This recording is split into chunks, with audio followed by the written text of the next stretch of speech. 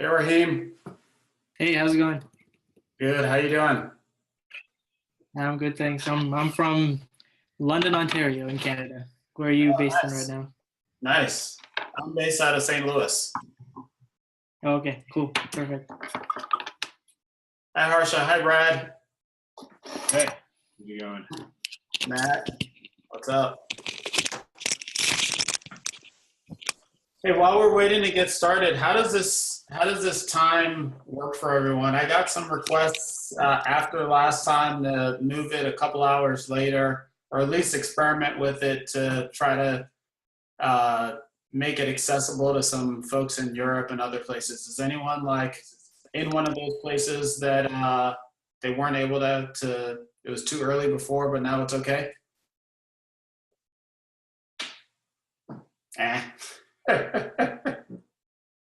It works for me. I'm out in DC, so it's 8 o'clock my time. Like pushing it much later would be whatever. But I'm also the new guy, so. Nice. I got a message in the chat that this time works. Cool. Let me get my screen share thing going here.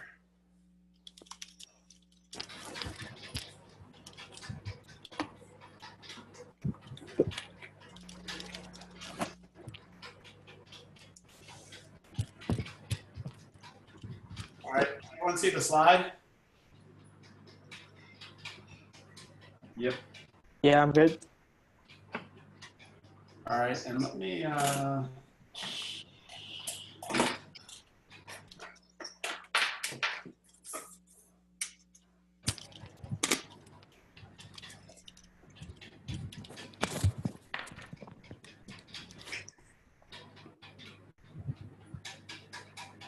right, cool. All right, so I think it's time to get going here. So excited to have Sean with us today to lead our presentation, which is going to be on a topic that a bunch of us have said that we wanted to learn more about this year, deep reinforcement learning. And Sean is going to run through the DeepMind paper, playing Atari with deep reinforcement learning, and maybe time permitting, we'll even get to see some code in there, some code walkthroughs. How's that looking, Sean? Perfect. Sounds good. Awesome. So our standard agenda, we will, I've got a few remarks here, then we'll open it up for kind of community update and discussion. And then around a quarter after, we will turn things over to Sean for his presentation. This reads like a clean half an hour presentation and 15 or so minutes Q&A, but Sean, it never works out like that. And in fact, if anyone wants to ask questions, just feel free to either unmute and ask, which no one really ever does, or type them in the chat and I will relay them to Sean, because it's going to be really difficult for him to present and keep an eye on the chat at the same time. So whatever works for you, those are the options. I've also got the Slack channel up. If anyone prefers to either kind of conversate, back channel on Slack or ask questions on Slack, I'll be trying to keep an eye on that as well. And so the next few minutes or so is kind of community meetup discussion time. And I've got a few kind of prompt questions here to get us going. Anything that anyone wants to talk about from the recent podcast shows is certainly fair game, as is other feedback on things that you'd like to see or folks that you'd like to hear from on the podcast. I'm looking for someone whose mic is squelching. I think I got it. All right, and any interesting new papers or projects that you've seen or are working on, or just anything that's caught your interest in the news or in the machine learning and AI community since last time. Nick had shared something on the in the Slack group, an essay that he just published, and I asked him to maybe take a couple minutes and give us a summary of that. Nick, are you on? Yeah, I'm right here. All right. Do you want to? Quick intro. So I posted an essay on the Slack channel just a few minutes before this broadcast. It was basically around several things, but one of the most primary was the equivalence of different modalities in machine learning. And it was basically, it was somewhat speculatory, but it was about what we can infer about other modalities from the type of demonstrations we see for manipulations on images. And you know, the different things that convolutional neural networks have been able to achieve with GANs, with variable autoencoders and things like that, and what that implies for other modalities. So it was kind of an exploration on my part, and it wasn't, I wouldn't call it an academic paper. I even closed it with a kind of a short science fiction piece, which was just kind of a experimental, creative thing. But yeah, you're welcome to check it out. I'd love any feedback. And if you could summarize like the top 1 or 2 ideas that you were trying to convey, what would those be? Simply looking at the type of demonstrations that have been published in the industry depicting manipulations on images and what we can infer about other modalities of machine learning. And when I say modalities, I mean things like sound or language or market manipulations or different fields on which machine learning is applied. And when we look at the type of manipulations that are accomplished with convolutional neural networks, what that implies about other modalities as well. Okay, so trying to project across fields based on what we're seeing at the leading edge with images and GANs and things like that. Neat. Mm-hmm. Cool. Anyone, who else is working on something interesting that they'd like to share? This is a little off topic, but did anyone see this story about the startup that's trying to get people to freeze their brains? I saw that earlier today. What is that all about? Well, you have to be alive. You have to be alive at least like an hour before they do the procedure. So from what I read in the article, they basically inject something in your IV to put you down, and then they're able to run whatever they need to do against your brain. But your brain has to be fresh. It has to be, you had to be alive within the past few minutes. And so I guess the idea is for those folks that are really heavy believers that the singularity is near, or at least close enough that, you know, whatever brain freeze technology that they're using will still be around and relevant. You can freeze your brain and future generations will be able to figure out how to tap into it. Yeah, I don't know. I mean, I don't know like about that one. This isn't a new thing. I just was pulling this off my bookshelf where I have cryonics for, what is it? Reaching for Tomorrow. Okay. And this is from the Alcor group, which was like the original one that would actually freeze your brain and your body. This is from '89. So, oh, wow. Yeah. And how long have you owned that book? Since '89? Since '89, yeah. I have like a whole collection of these magazines called Extropy as well, which is kind of a singularian before singularian thought, I guess. And, yeah, it's interesting stuff. I just, I don't know if I want to preemptively do that before I have to. Yeah.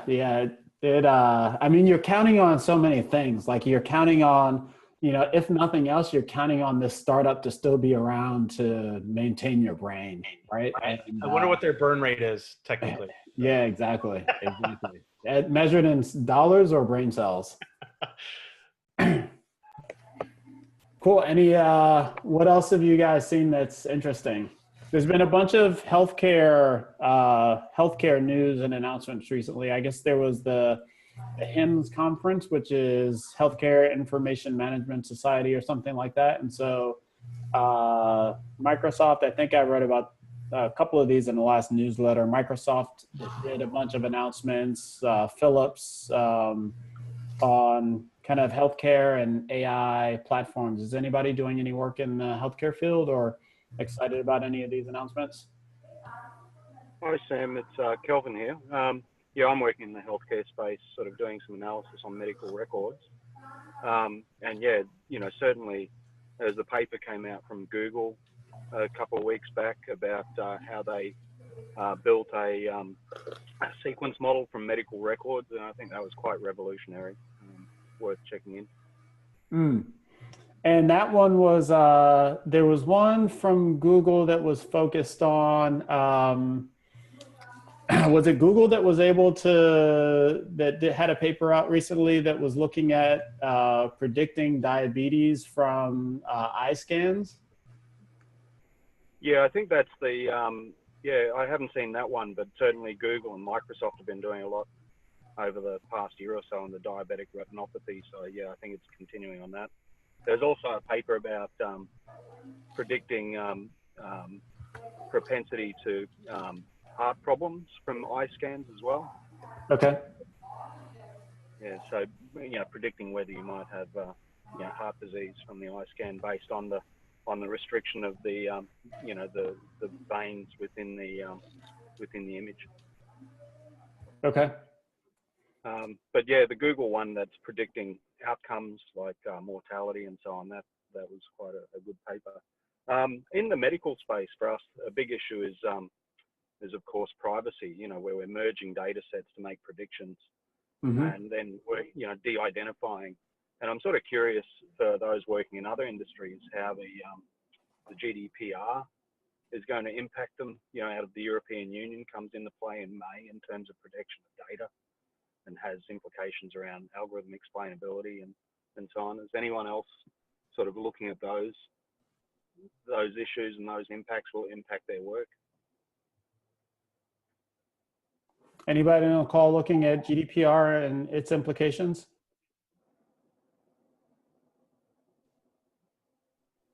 I know I've touched on it. I've had an interview that touched on it. I'm not sure that that one was ever published. And I did one of the really, really early podcasts, like the first handful, was talking about, I touched on some of that, referencing a paper that came out like in advance of, you know, it was like a year and a half ago, in advance of GDPR.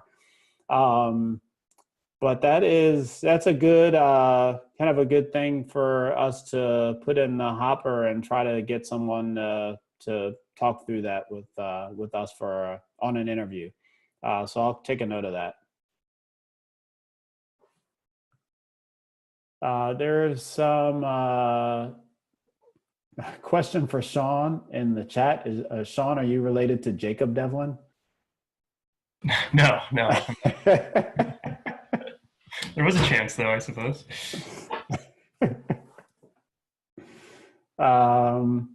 Cool. What else have folks been following out there?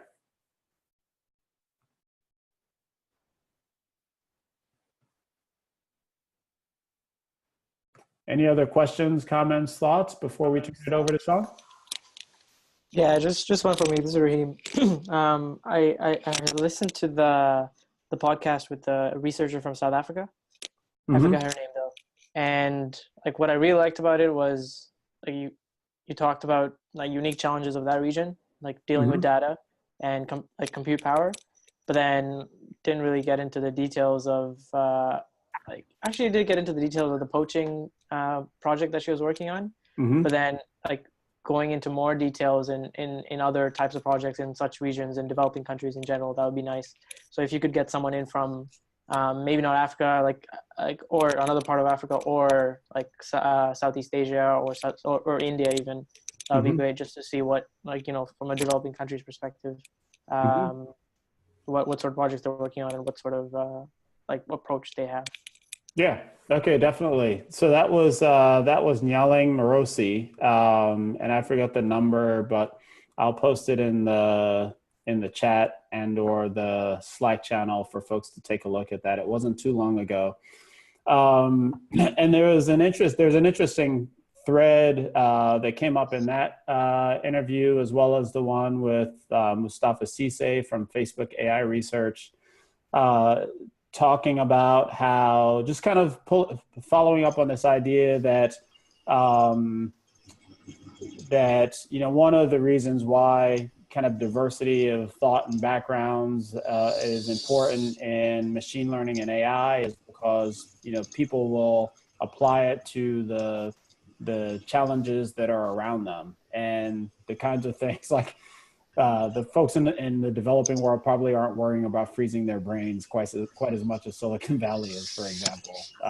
They're working on stopping poaching, and there was another interview that that might interest you along these lines. Charles Onu, he is based in Canada, but he is working with he has an organization that's out of Nigeria that's working to address infant mortality based on using machine learning techniques. Also a recent one from last month. But I agree that it is super interesting that folks apply machine learning and AI in different ways around the world, and those perspectives are ones that we need to hear from. Someone, Harsha, in the chat, like Fast.ai is helping farmers get better crop insurance in India. Oh, interesting. Very interesting. Sam, I was just going to point out one additional really neat thing that I saw recently. If you anyone here is a subscriber to Import AI, the email, I think it's assembled by Jack Clark. One of the features in this Monday's circulation was a comparison of time series data evaluation using convolutional neural networks versus recurrent neural networks. And it actually has made some really important points I haven't had a chance to dig into very deeply yet. But it's an important consideration of whether recurrent neural networks really are the superior approach for dealing with time series data. Okay, awesome. All right, everyone. Thanks for chiming in and sharing. I think we're. I don't want to cut in too far into Sean's time because I know he's got a packed discussion for us. But Sean, without further ado, I will stop sharing on my end, and you can start screen sharing on your end and take it away. All right. Okay, if I can start the presentation the way everybody does, and it's, can you see my screen? Yeah. All right. Yep. Okay, all right, great. So, I don't know, this is a working title. I don't really know why I chose it. Maybe it's because, like, deep reinforcement learning has been so hyped, particularly by the media. And it turns out, like, in production, it's really, really hard to do. Networks explode, networks implode. There aren't really a lot of people doing it. So I don't know, maybe we can start from here. So the overview of this is we're going to do a basic intro to RL, how to solve an RL problem, specifically the way that the deep RL paper used. And then we'll talk about some of the limitations and get into the code. And like Sam said, feel free to ask questions or heckle or whatever, come up for anything. Okay, so the central dogma of RL, actually nobody really stated that, I'm just kind of saying that myself right now. But that is, we've got this agent. And in most cases, it's canonically a robot is used as an example, but my 2-year-old likes dinosaurs, so if it's okay with all of you, we'll just use a dinosaur. And the idea here is if we can understand this central dogma of RL, then we can really understand this deep RL paper. The real fundamentals are this RL itself. So we've got this agent, it's acting in this environment. And in this environment, there's a tree, there's a maze, or whatever. And this dinosaur is taking some action. It's going up, it's going down, it's going left, it's going right. And it chooses an action, it gets back some immediate reward, RFT, gets back a state, or it ends up in a state. Maybe this is a new state. Maybe it's the same state. And then just kind of repeats this, and repeats this over and over and over and over again until completion. In this case, the idea is this dinosaur is trying to get to this tree as quickly as possible. So maybe that reward that we talked about is going to be a -1 per time step. And the idea there is we're going to motivate this dinosaur to get to the tree as quickly as possible. And then we'll give it +1 for finding that tree. More formally, what we're doing is we're optimizing this expected return. So this dinosaur is going around and gobbling up all this reward, and the more reward it can get, the better off it's doing. Again, what we call this expected return more formally is value. And the way we do this is we find this optimal policy pi. So what does pi mean? Well, pi is like, we'll go back to this previous slide. Pi is like, if you're this dinosaur and we give you this state, you've got some way to look up what the best action is to take. Or maybe it's like the value of the best action, and then you can choose that action accordingly. Maybe it's a lookup table. Maybe it's a database. Like we give the dinosaur a state, and it looks up in its database, and it's like, oh, I'm in this state, up top left. I should take this action. Or maybe it's a function. Maybe it's a function approximation. Again, you give it a state. Again, top left here, it takes the features of that state, sticks it into its function. The function outputs an action that it should take. So that's sort of like the fundamental to this whole thing. A pixelated version of this this math is we've got this value function v, we feed it this state s, and it's acting under policy pi. And what that means is this expected return, and that's equal to the expectation of like all these rewards that this dinosaur is eating up, given that it's in a certain state. Now you'll see that there's this gamma here, and the gamma is like it's called a discount factor, and the discount factor basically says, do we care about uncertainty of rewards like down the road? And so gamma is going to be between 0 and 1. Closer it is to 1, the more important rewards further along in that maze, for example, are going to be. If gamma is really short, then we only really care, or really small rather, we only really care about immediate rewards. So hopefully that makes sense. Okay, so very quickly to recap, we've got an agent, we've got an environment, we've got an action, we've got a return, a reward, a state, a value, and a policy. And there's going to be some more variables in play, but let's start here and talk about concretely how these might interact in other environments. So this is an environment. There's an agent that's a robot. It's taking some actions on these objects that are in there. It's not really clear what the reward is here. And in fact, reward definition is like a really, really hard problem to solve.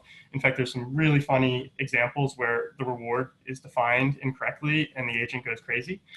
So let's like skip that here and just move on to the next one. Here's a map, a campus map, actually of a university that's by me. And maybe you're the agent, and maybe you're trying to get to the cafeteria. And so the actions that you're taking are, going down a street, making a left, asking for directions, I don't know, Googling it, whatever. And if you get to that cafeteria, you get a positive reward. And for every step other than that, you get a negative reward. Another example, golf course, the agent maybe is the golfer. The action would be the how hard he putts the ball. The state is where the ball is relative to the hole. And the reward might be how close he gets or she gets to the hole, and obviously more reward if it goes in. Lastly, we've got where we're going to get to shortly, and that is an example of an Atari game, the famous Space Invaders, that you've got this agent that is this, let's call it a spaceship, and it's taking actions like shooting these aliens. Maybe it's going left, maybe it's going right, but there's the actions. The reward is going to be the score that the agent gets. And the state is actually a screenshot, or let me rephrase that. It's the image of the screenshot, and then it's going to be processed, and we'll get into that in a minute. So how would we go about solving this? Let's take this toy example really quickly, this dinosaur through the maze. So one way that without knowing RL, we might go about doing this is just like send the dinosaur through this maze a bunch of times, like a whole bunch of times.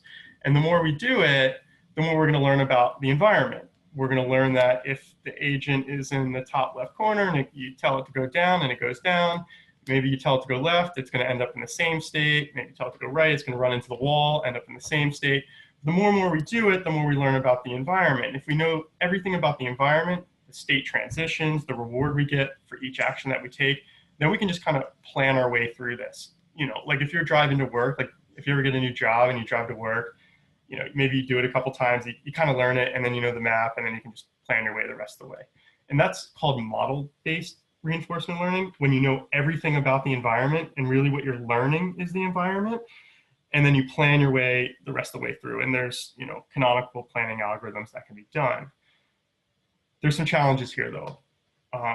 What if this maze had many more states, like a lot more states, or infinite number of states, or the states were continuous? Or more, what if there were more than 4 actions or continuous actions, like this dinosaur could turn 67.21 degrees?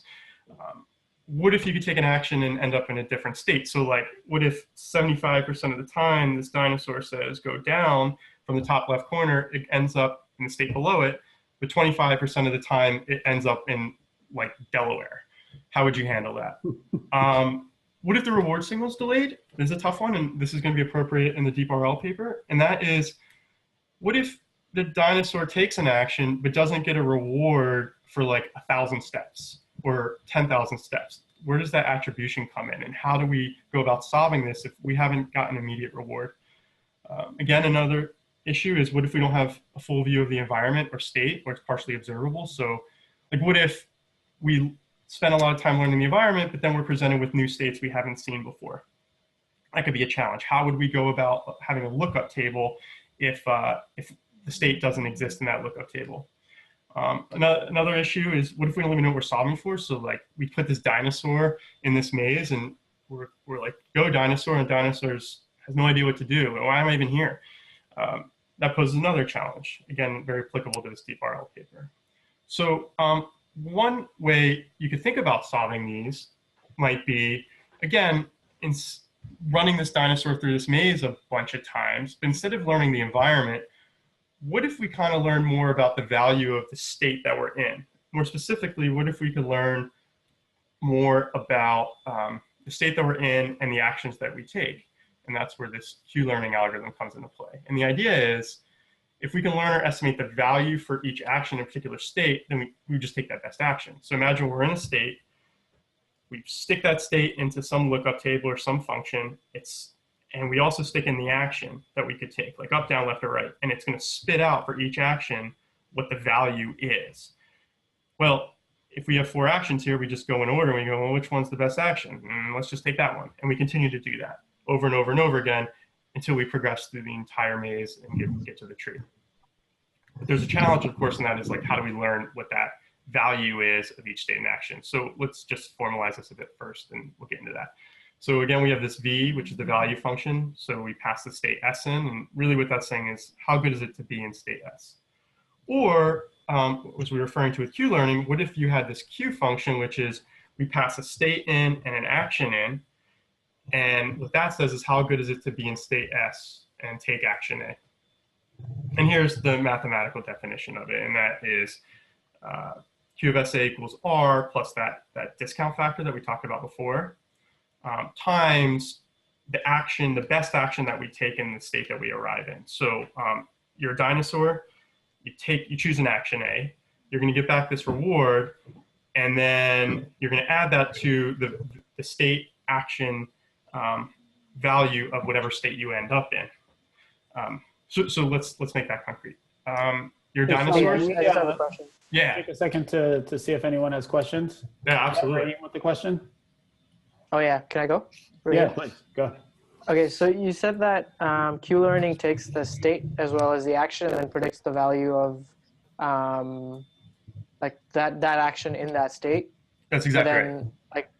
Right, but then V of S takes, like V of S, you just give it the state, and then it gives you the value of the state. Right. But doesn't the value of the state depend on the action anyways? So how are they different? No, because you could assume the max action in that state at that point in time. Oh, okay. So, okay. Yeah. So we're always gonna sort of optimize for like the optimal value function. So the optimal value function will just have assumed that, you know, that's how good you are in that particular state, acting under this optimal policy. Does that make sense? Are these related from the? I'm envisioning like a sequence, like like the Q is related to the Q at time t is equal to V of S at time t minus 1 or something like that, you know. Yeah, plus sort the of. state transition. Yes, and that, so there's just going to be, in the state transition, there's this, it's a stochastic environment potentially, in which case, you know, we're not really worried about the environment. We're more worried about the value of being in that particular state. Mm-hmm. So I think this might clear things up a little bit. So we're this dinosaur. We plug in the state, call it 1, and we plug in all the actions that we got. And let's assume we've already learned this, or somebody like magically tells us what the value of that particular state or that particular state action pair is. Then we get back these values, -13, -11, -12, -12, and we're like, well, -11 is the largest number, so we're just going to go with that. And then we're going to end up in the next state. And so here's that. Can you go back to that one for a quick second? Yep. So you're in state 1, you've got these 4 choices of actions, and up gives you the greatest kind of expected state value given your action. It's actually the least because it's negative. Ah, the least, right. Yeah. And these are rough estimates. I didn't count these out or anything like that. So they're eyeballed, but for illustrative purposes. Mm-hmm. So we plug in the state 1 and we plug in the down action and we get 11. And we're like, well, that's the best one. So let's go there. And if we plug this into that other equation, the actual definition of Q of SA, this is kind of how you get there. And it's, you know, if you do the math from here to here, it actually does work out, assuming a discount factor gamma of 1. But you can imagine going down, getting a -1 return because we took that time step, plus the value of being in this next state when acting on the optimal action in that state. So see, we end up here, we plug in this new state action, and the best one here is now right at -10. So we're gonna go ahead and do that. And hey, Sean. Yep. I have a quick question. Sure. It's about that reward. Mm-hmm. Is that something that's assessed after like the dinosaur has already gone through the maze a couple of times and like it knows, like how do you end up with a reward per step? Like that seems tricky.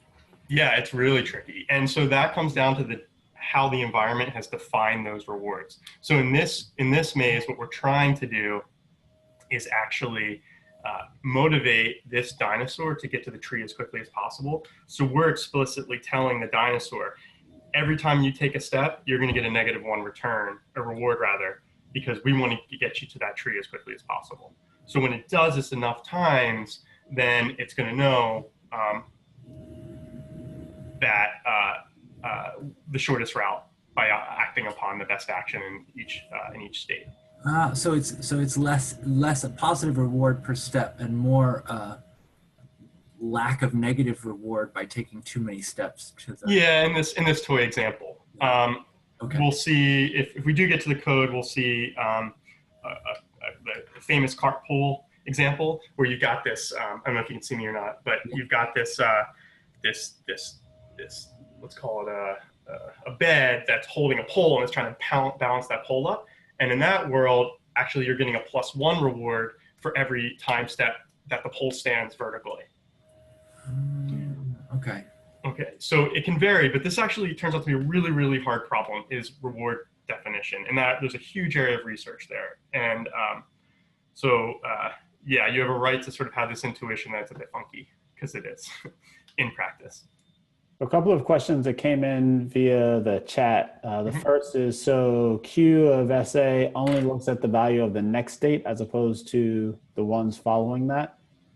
It's a great question. So there is something called TD learning where you can actually expand out over time how far out you want to look, how many steps you want to look. In this example, and it'll make more sense once we get into the deep RL paper, but we're just going to look at it at the next step. But you can do reward 1 plus reward 2 plus reward 3 for each respective step, and then look out even further. And that's called something called TD learning. But you can look further out if you want to. And the next one is, are repetition of states during gameplay required to facilitate learning, or can this operate in environment with only some similarity between conditions as the exploration of the state space evolves? So I think what that question is asking is, can we define a Q function that's more of a function approximation? So as this thing evolves, can we predict the value given a state that we may have not seen before? And yes, and that's actually one of the fundamentals of the DeepRL paper. Okay, so let's proceed. All right, so let's go to the next one, blah, blah, blah, blah. All right, so we've made the assumption that we already know the Q values, but there's got to be a way to learn them.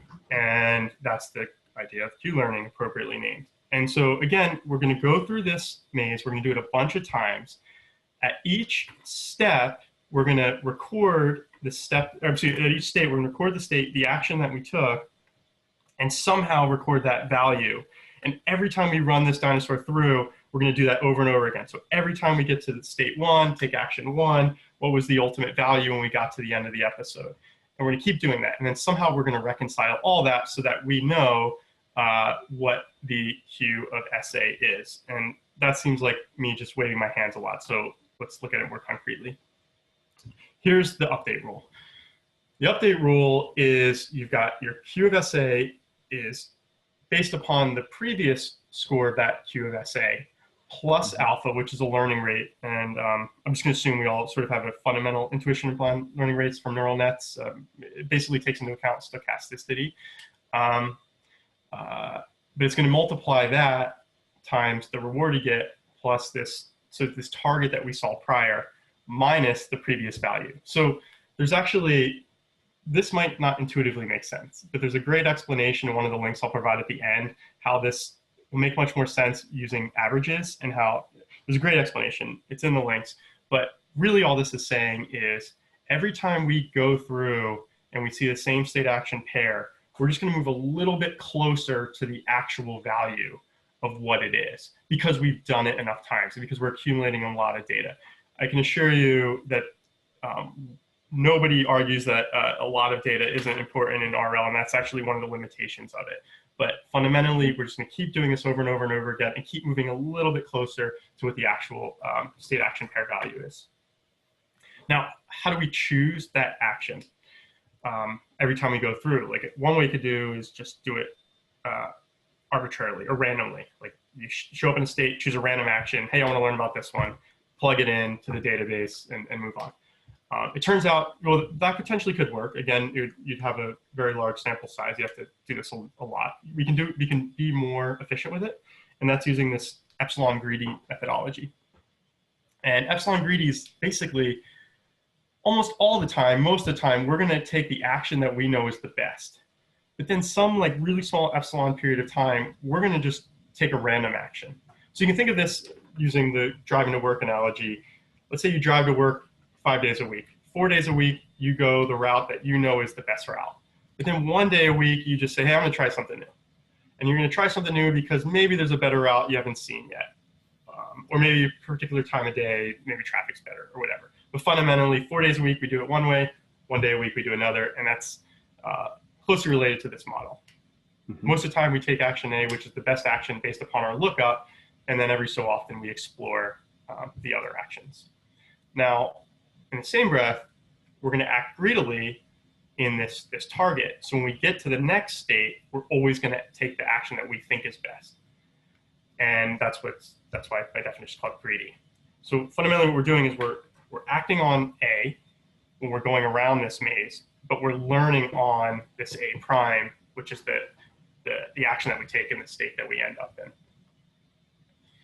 And that's what's known as off-policy learning. And off-policy learning is really just that. If it was on-policy learning, then we'd be acting on action A and learning on action A, but we're splitting those. And it's model-free learning because earlier, if you recall, when we were going through the maze and learning all about the states and the transitions and all this stuff, we were learning about the environment. In this world, we're not learning about the environment. What we're learning about is that there's a state, there's an action, and there's a value to that pair. So we don't actually know when we take an action what state we're going to end up in next. We don't necessarily know what the reward is going to be at all times, but we do know what that pair is going to equate to. So this is, if we can get this part, then we can much easier get to the deep Q learning stuff. So maybe this is a good time if there's any other questions.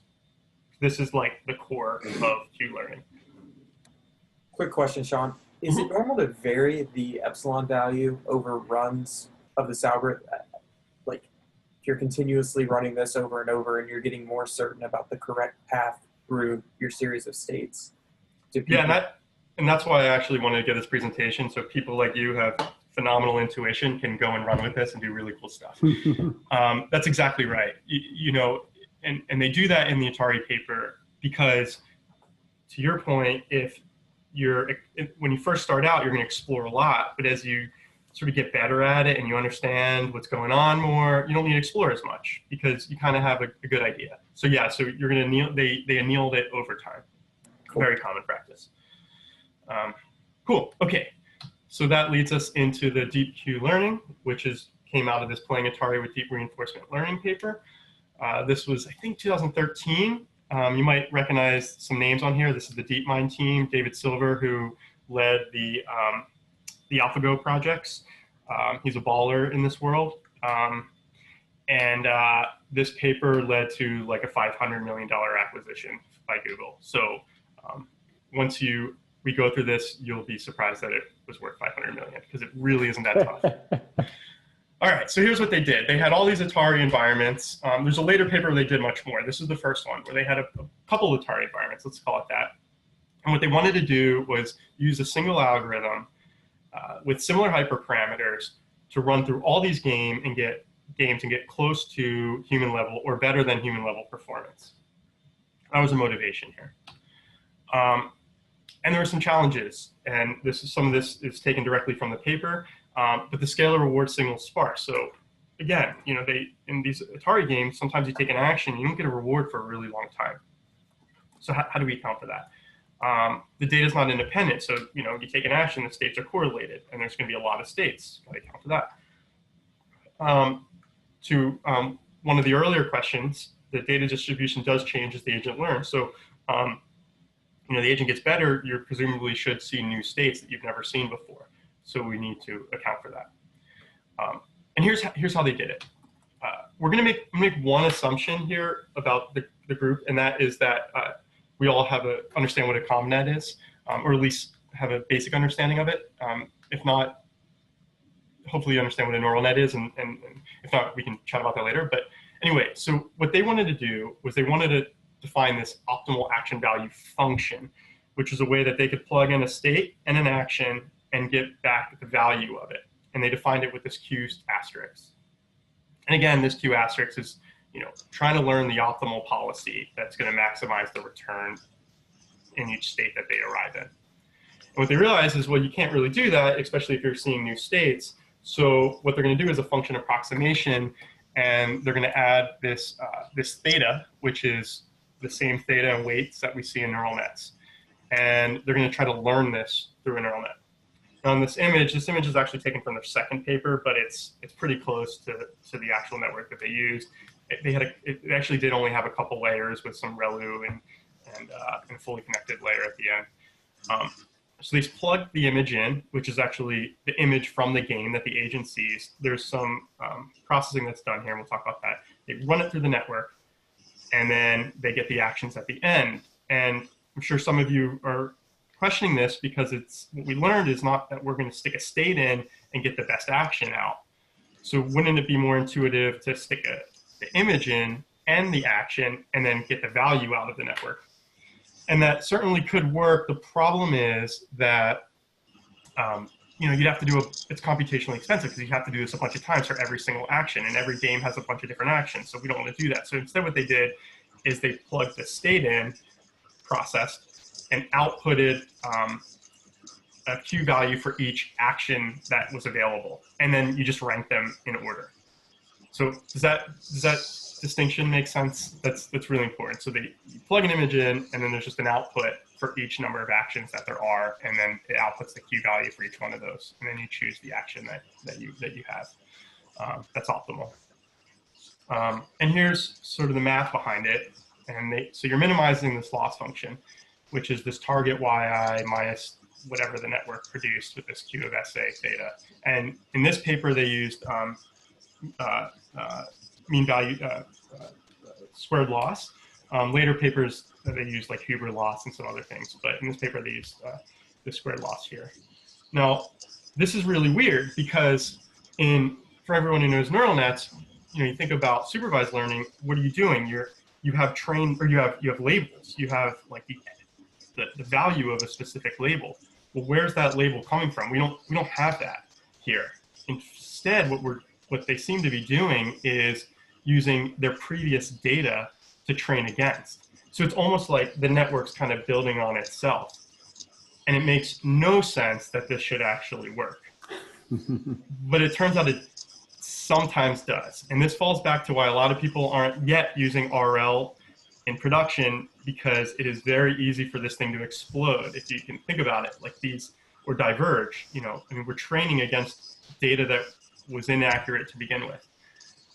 So how they did this is pretty interesting. They did something called experience replay. They used something called experience replay. And what that is if you think about sort of a gradient descent step, one way they could go about doing this is you take an action in a particular state, you get a reward, you estimate the value, and then you backpropagate against the previous data. But that diverges very quickly, and that definitely explodes. It turns out using experience replay, they found a way to make it work sometimes. And what experience replay is your agent takes takes an action in a particular step. It may or may not get back a reward. Again, that reward signal might be delayed, but they're still gonna store it, and then it's gonna end up in whatever new state it ends up in. And they're gonna call that E of t, and t is for the time step. They're then gonna stick that in this distribution D, and they're gonna store all them. Then whenever they do a gradient update, they're just gonna sample from that distribution. So let's just go back a slide and make that a little more clear. So when we do this gradient update, again, they weren't just going linearly. They were landing up in a state, taking an action, potentially getting back a reward signal, ending up in a new state, storing that in this distribution called experience, and then taking mini batches of that from that distribution when they did the gradient update. And it works. Shouldn't seem like it should, but it does. And randomly sampling that, right? This was randomly sampled. And actually, another astute point.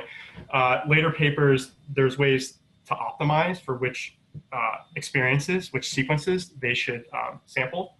But in this paper, it was completely randomly sampled. And this experience, I believe, was stored at about 1 million records, 1 million sequences. So this only works because of computational advances and distributed computing. But yeah, mind-blowing. Okay, so just some other implementation points very quickly. They clip the reward signals from -1 to 1, and the idea was every game might have a different reward signal, so they wanted to make sure that they could use similar hyperparameters across the games. There's a list of games that they did this with in the first version. They used RMS prop instead of stochastic gradient descent. So I'm sure you've all heard the story. It's pretty funny, but Jeff Hinton came out with RMS prop in his Coursera course. And the idea behind it is this sort of adaptive learning. And he never actually wrote it in a paper. So when people started using it in their papers, they just referenced his Coursera slide. And they ended up using it in this paper as well. So to the gentleman's point earlier, the Epsilon was actually annealed linearly from 1 to 0.1 for the first 1 million frames, and then 0.1 thereafter, because intuitively, you're learning about, you're learning the action value state pairs, and so you don't need to explore as much over time. One other implementation detail is that they did select actions every k frame, and then they repeated that action over the skip frames, and the idea here was just to kind of learn faster. So they didn't want to have to go through every single frame and take an action. It was just computationally too expensive, so they skipped every k frame. And I think for most games it was 4 frames, and other games it was 3. And here's the actual algorithm from the paper itself, and we can walk through this quickly. So they initialized their replay memory to capacity n was about 1 million. They then initialized an action value function q with random weights, so that's our conv net. And just like any ComNet, you're initializing the weights randomly, or well, there's more direct ways to do it, but they did it with random weights. For every episode, so every time they ran the agent through the game, they initialized the sequence S of 1, and that's really just that image that the agent sees and then processed. So you're going to see that as phi of 1. And so in that experience replay, which in other parts was S of t, this is phi of t. So anyway, then for each time step, they selected that action from Epsilon, or they did it using the max A, as we talked about earlier. They received a reward, potentially, and the image, and then they stored that transition. And then they just sampled from it in mini batches. And again, they used mini batches of 32, and they set their target Y of j equal to that. Now, in this algorithm, it says a terminal. What that means is basically the agent dies or the game ends or whatever. And non-terminal is, the agent chooses to go left or whatever and can keep going. It's not over. And then, like we said, they performed a gradient descent step on that, according to the equation that we showed earlier. And that was it. Like, this is the whole algorithm. Worth 500 million? I don't know. Maybe in 2013 it was, but I guess maybe it's motivating. So here are some of the results against other algorithms. Random, of course, is just sort of randomly taking actions and what that ended up with. SARSA is another RL algo. It's actually an on-policy algorithm. You can actually see SARSA state action reward state action. I'm not sure what contingency is. DQN is their network, and then human is what's the most interesting part of this, and that is how the humans performed and how they perform relative to humans. And these scores over time obviously have improved significantly as new papers have come out. But that's what they did. And I put together this slide because I referenced a lot of these people, and I want to make sure attribution goes accordingly.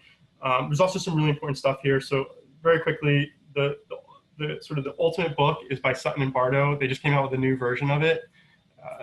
I don't know if it's been finalized. I know there's drafts up to recently. Maybe it has been. It's free. You can download it. Definitely read that. David Silver from DeepMind, he has a course on it where he actually uses a lot of the content from the book. If you're more interested in sort of robots and RL there, Berkeley has a course online that you can do for free. Implementation, a lot of the code from that book and the course is available by Denny Britz at his GitHub repo. We talked a lot about how this thing is amazing that it works sometimes, and there's a lot of challenges to it that we didn't really get too much into, but there's a great article about why.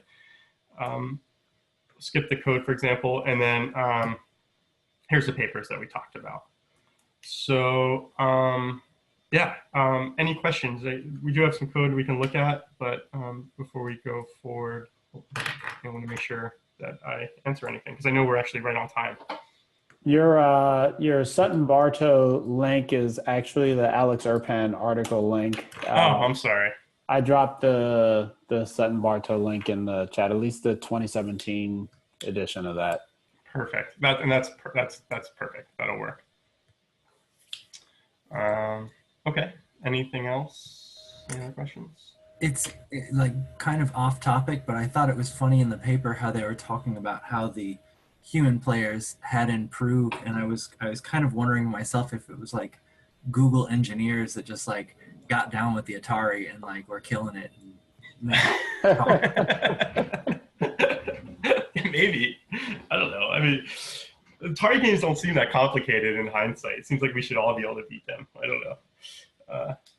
But as you know, like, I mean, so that's some of the crazy things. Like some of the stuff that DeepMind's done more recently with RL specifically, without, with AlphaGo, they have beaten, the best performers in the world at their respective sports. And I think, so that now a lot of what I said is obviously a regurgitation of what I've read and what I've learned. But in my own opinion, I'll put myself on a limb here, the thing that excites me about RL specifically is sort of the exploration component of it and how it potentially does allow agents to find new ways of doing things that humans haven't been able to. And that has become apparent in things like AlphaGo, where, strategies of the game were found that were very non-intuitive to the best players in the world. And I think, to me, that's what's most exciting. it turns out, and this paper, that why it doesn't work, talks about it quite a bit, how if you're going to use RL in production, a lot of times there's just better methodologies to do it.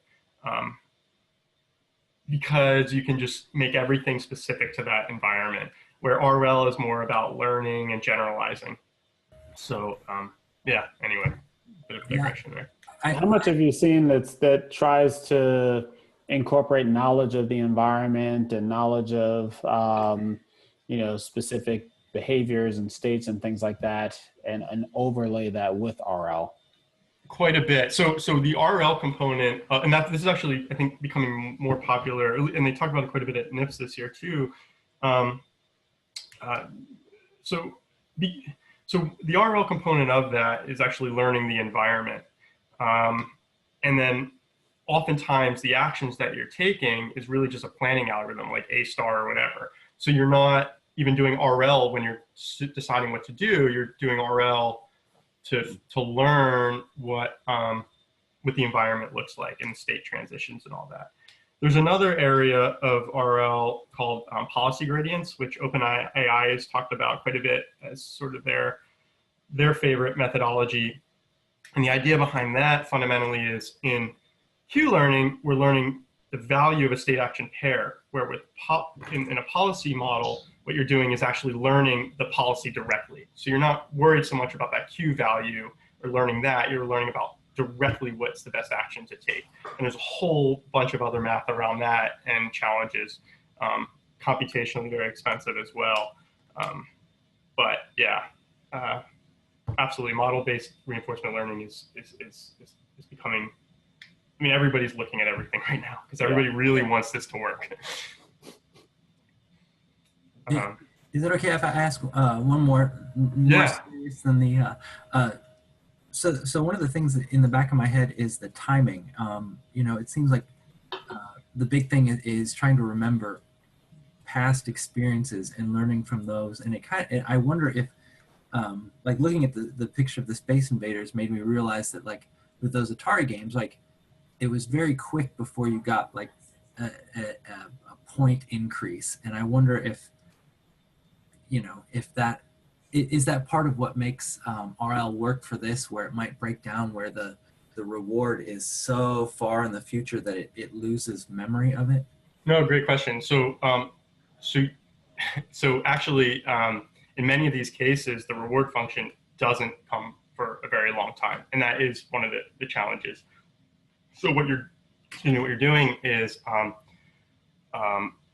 when you're doing those updates, you're basing it upon that ultimate reward that happened at the end, and it's almost like recursive the way back. So it is a challenge. In fact, that's one of the reasons why it can even work to this day, is because we can store 1 million sequences in memory. It wasn't that long ago where we couldn't do that. So yeah, it's a big challenge. You'll see that referred to as reward attribution problem, right? You have all these actions you have to take before you get in a reward. How does the agent figure out which action actually contributed to it getting the reward?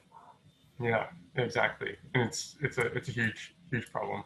But that's the idea behind the function approximation, because we aren't, it's an estimation of that action by passing it through this nonlinear network. Yeah. Awesome. Couple more minutes. Any additional questions? So the games they tested on Atari games here. When does this start to break down as you get towards more new age consoles, things like that? Like, what level of input data do we start to see the breakdown? Is it the number of, the number of parameters required in your convolutional neural network? Is it that you need more dense layers to handle all the complicated controls that you have? Where does this thing start to break? So that's an interesting, great question. And I'm blanking on the game, but there are some Atari games that have in themselves alone been very challenging. And it's for exactly all the reasons we've been talking about, for reward attribution, for the complexity of the states, for all of that. And unfortunately, it doesn't take much before these things break down. In fact, a lot of times in many examples of RL, even like the ways you initialize the network, if you change those initializations, which presumably should be random or whatever, the whole thing can implode on itself or diverge, I guess. It's very, very, very, very fragile. And what was your code walkthrough going to be? Was it PyTorch? Oh, yeah, so I was just going to go through the PyTorch. I started doing it myself in in TensorFlow. That's where I've done most of my work. But everybody's talking about PyTorch, and so I was like, oh, let's try PyTorch. And then it turns out they actually have a deep Q learning tutorial on PyTorch that's part of their actual documentation. And there's just some subtle changes to it. Their mean squared error loss, they use Huber loss. The neural net is, I think they use batch norm in the ComNet, maybe a different number of layers, but fundamentally it's the exact same thing. It's a great walkthrough. The individual who wrote it up did a really good job, and it's a great way to learn PyTorch as well. Yeah, absolutely. I was going to walk through that, but feel free to do it on your own, and it's a great tutorial. And PyTorch is awesome. I'm very excited about it. Awesome. Well, Sean, thanks so much. That was a great presentation and great questions, everyone. Yeah, and feel free to reach out to me with anything specific. And if I don't know the answer, I'll just confidently hand wave my way through it. So nice. Sean, will you be posting the deck anywhere? I absolutely can. Sam, do you want me to send it to you? And then if you want to send it to me, and I will post it. I'll post it in the Slack, and the entire presentation, we should be able to get that up within a few days. And that'll be on the meetup page on the TWiMLAI.com website, TWiMLAI.com/meetup. And I'll update this link really quick before I send it over. But actually, this is a really good article too, so I'll keep that on there. So thanks, everybody. It's down in the middle. Oh, okay. Oh, did I? All right. Totally messed it up. All right. Thank you. Okay. All right. Thanks, everyone. Bye-bye. Bye. Thanks. Bye.